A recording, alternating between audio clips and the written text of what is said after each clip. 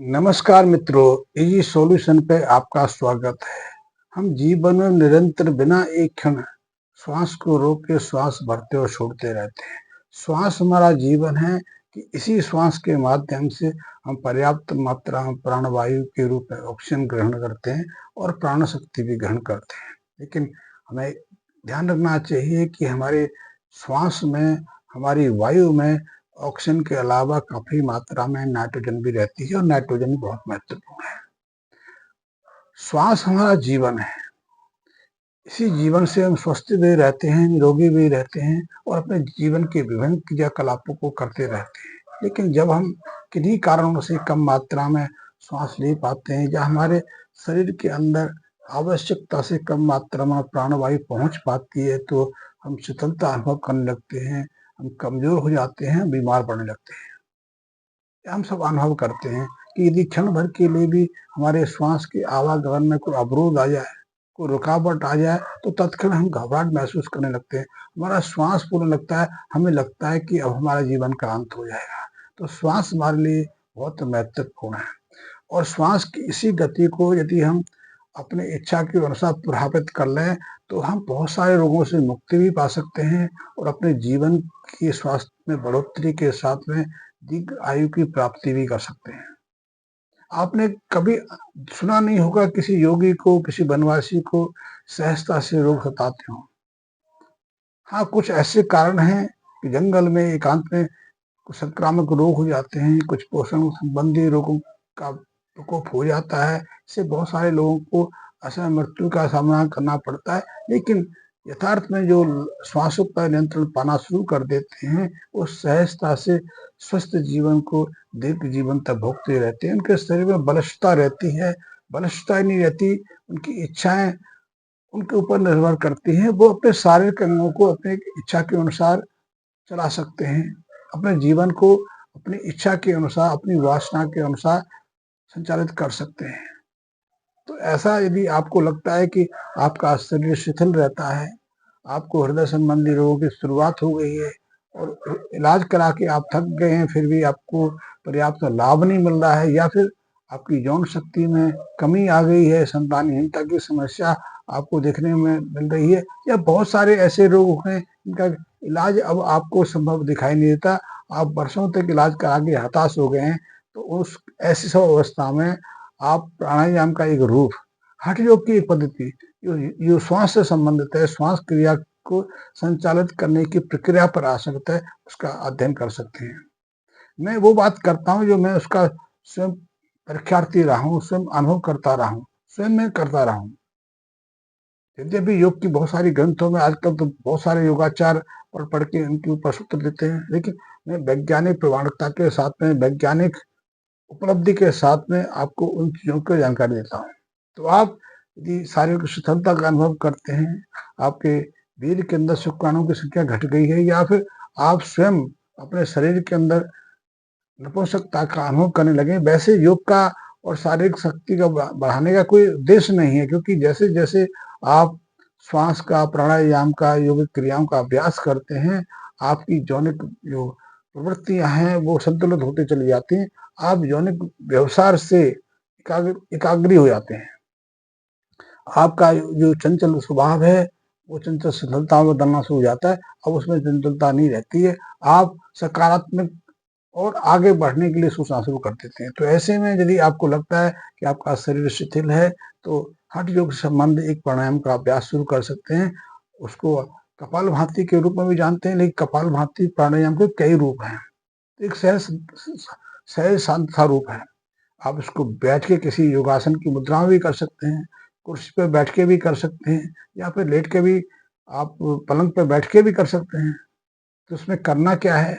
करना ये है कि आप किसी भी शांत स्थिर आसन में बैठ सकते हैं, सुखासन का अभ्यास कर सकते हैं, पद्मासन का अभ्यास कर सकते हैं, आप ध्यान आसन का उपयोग कर सकते हैं। तो इसमें करना ये है कि हमें झटके से अपने फेफड़े खाली करने होते हैं। आप जब फेफड़ों झटके के साथ फेफड़े खाली करते हैं तो शरीर पर इसका बहुत सारा सकारात्मक प्रभाव पड़ता है। जब आप झटके से फेफड़ों की हवा को बाहर निकालते हैं तो एकाएक जो फेफड़ों के प्रकोष्ठ हैं, फेफड़ों के अंदर ये सूक्ष्म छिद्र हैं, उन पर वायु का दबाव घट जाता है, उनमें निर्वात जैसी स्थिति बन जाती है। जब उसमें निर्वात स्थिति बन जाती है, हवा का दबाव घट जाता है, तो उसके चारों तरफ जो रक्त वाहिनियां स्थापित हैं, उनका रक्त बहुत तेजी के साथ में वायु कोष्ठकों में आने के लिए प्रेरित होता है। उस क्षण के लिए रक्त वाहिनी का रक्त वायु कोष्ठकों में आ जाता है और इस हिसाब से पूरी जो रक्त वाहिनियों का एक जो तंत्र रहता है, इसको वेनस कहते हैं, रक्तस्राएं कहते हैं, उनमें रक्त का दबाव गिर जाता है। हम जानते हैं कि हमारे फेफड़ों में, हमारे शरीर में जो रक्त की वापसी पूरे शरीर से होती है, विशेषकर हमारे शरीर के जो निम्न हिस्से हैं, जैसे कि पैर हैं, जांघ हैं, पेट है और उदर का ऊपरी हिस्सा है, सबका रक्त हमारे फेफड़ों तक तीव्र गति से प्रवाह करने लग जाता है। और हृदय संबंधी रोगों में सबसे पहले यही रक्त वाहिनियां प्रभावित होती हैं। हृदय संबंधी रक्त वाहिनियां तो प्रभावित होती है, रक्त को आपूर्ति करने वाले रक्तस्राएं तो प्रभावित होती हैं, लेकिन सर्वाधिक जो प्रभाव है, इस पर अभी तक कम ध्यान दिया गया है, ये हमारे शरीर के निम्न हिस्से हैं, पैर हैं, थाइयां हैं, जांघ हैं, जननेंद्रिय के आसपास की रक्त वाहिनियां हैं, या फिर पाचन तंत्र के निम्न स्थिति पर स्थित जो रक्त वाहिनियां हैं वो प्रभावित होती है, वहां रक्त का प्रभाव धीमा पड़ जाता है और इसीलिए पर्याप्त मात्रा में रक्त की वापसी हृदय की तरफ नहीं हो पाती है। आपने सुना होगा या देखा होगा या नहीं देखा हो तो आप चिंतन करना। हमारे अखाड़ों में पहलवान लोग जो होते थे, जो पहलवानी का प्रैक्टिस करते थे, जो शारीरिक श्रम करते थे, वो बैठक लगाते थे, दंड बैठकों का प्रयोग अभ्यास करते थे। दंड बैठक कराने वाला पहलवान कभी हृदय संबंधी रोग से पीड़ित नहीं होता। और आजकल तो ऐसी प्रक्रिया जापान में, चाइना में खोजी गई है, वो भी इसी चीज पर आश्रित है। हम शरीर को ऐसे रबड़ की एक तंत्र से ढक देते हैं, जिसमें कुछ जो हवा का कंप्रेसर से हमारी रक्त वाहिनी में प्रेशर पड़ता है, पैरों की रक्त वाहिनियां उसे दबती हैं और रक्त को हृदय की तरफ वापस करने के लिए प्रेरित करती हैं। 1 घंटे का सेशन लगता है और उससे रक्त की जो रक्त धमनियां हैं, चाहे वो हृदय संबंधी रक्त वाहिनियां हो, जैसी कोरोनरी आर्टरीज हैं, या रक्त के अंदर ही यदि खून का कोई अवरोध आ रहा हो, तो उस सहज उपचार से, इसमें किसी दवा की आवश्यकता नहीं है, केवल वायु दबाव से इस प्रक्रिया के माध्यम से उस अवरोध को दूर करने में सफलता मिली है। वो अच्छा ट्रीटमेंट है, इसी ट्रीटमेंट कहते हैं। लेकिन वो तो आज खोजा गया, लेकिन हमारे अखाड़ों में और योग शास्त्र में तो ऐसे कई योग आसन हैं जिनसे हम शरीर के निम्न हिस्से में यदि रक्त प्रवाह रुक गया है, अवरुद्ध होने लगा है, धीमा पड़ गया है, तो फिर से उसको सामान्य कैसे करें, उस रक्त प्रवाह को रक्त की तरफ, फेफड़ों की तरफ कैसे संचालित करें। ऐसे बहुत सारे प्राणायाम है। शीर्षासन तो उसमें है ही है, लेकिन शीर्षासन तो हृदय संबंधी रोगी नहीं कर सकते। लेकिन जैसे कि लेट के साइकिल चलाना और भी बहुत सारे आसन है, क्या मैं इन पर चर्चा नहीं करूंगा, लेकिन एकमात्र कपालभाति प्राणायाम से आप उस लाभ को ले सकते हैं। यदि आपको हृदय संबंधी कोई विकार आ गया है, हृदय की रक्त वाहिनियां अवरुद्ध होने लगी हैं, हृदय कमजोर पड़ गया है, या हृदय का कोई हिस्सा जैसे कि लेफ्ट वेंट्रिकुलर है, राइट वेंट्रिकुलर है, उसकी पेशियां कमजोर पड़ गई हैं और आपको नियमित दवा लेने की जरूरत पड़ रही है, तो ऐसे में मात्र कपालभाति प्राणायाम से आप कुछ दिनों के अभ्यास से अपने शरीर को सुस्त कर सकते हैं। तो जब कपालभाति प्राणायाम में आप फेफड़ों को खाली करते हैं, फेफड़ों के प्रकोष्ठ रिक्त होते हैं, तो वहाँ रक्त का दबाव एकाएक घट जाता है। तो पहला तो यही है कि उसके आसपास जो रक्त वाहिनियां हैं, उसका रक्त वहां से फेफड़ों की तरफ तीव्र गति से प्रभावित होने लगता है। साथ ही फेफड़ों की कुछ कोशिकाओं में विशेष रसायनों का निर्माण भी होना शुरू हो जाता है,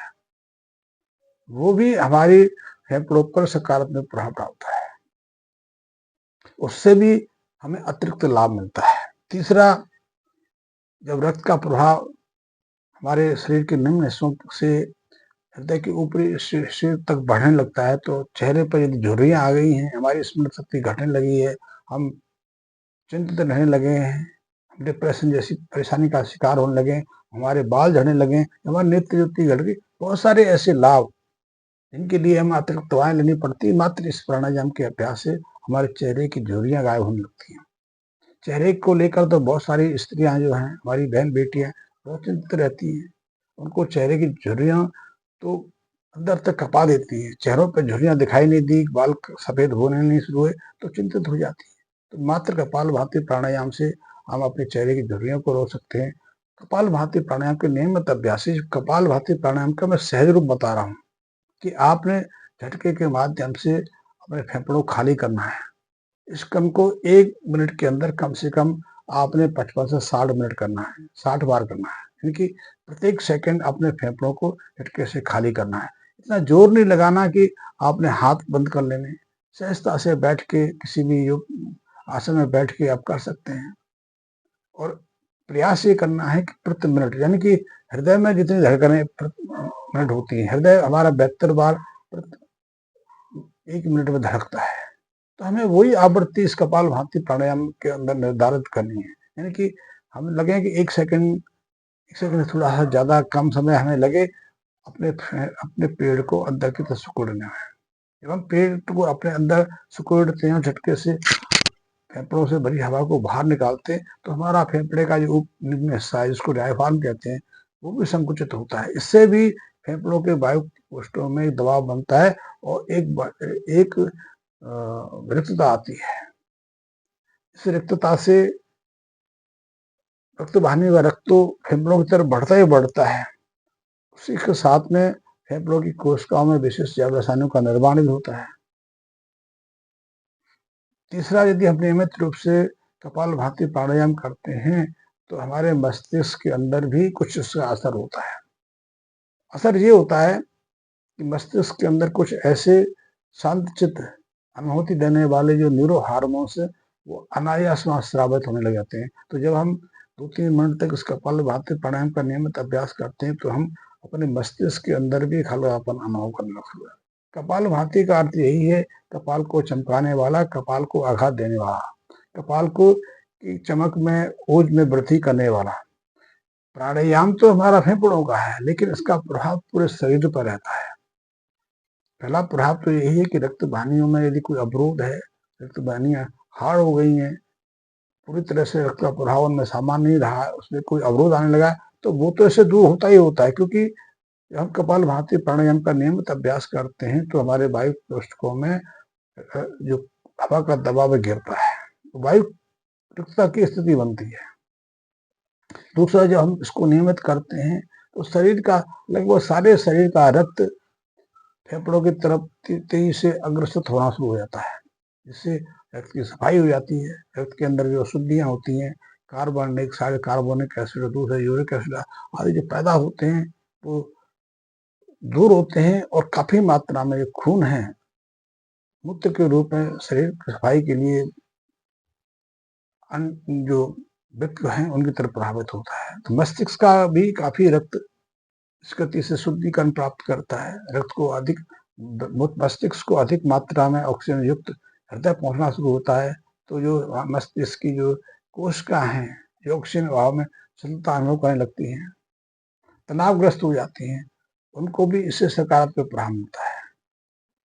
तो इस कपालभाति प्राणायाम के बहुत सारे लाभ हैं और इसी प्राणायाम को निरंतर 2 मिनट से आगे करते हैं तो फेफड़ों से जो रक्त की शुद्धि होती है वो फिर हृदय के माध्यम से सारे शरीर में फैलता है और वही रक्त जो हमारी टेस्टिकल के अंडकोशों तक पहुंचता है, यहाँ की वीर का निर्माण होता है, तो उसकी कोशिकाएं भी पुनर्निर्मित होती हैं, पुनर्जीवित होती हैं।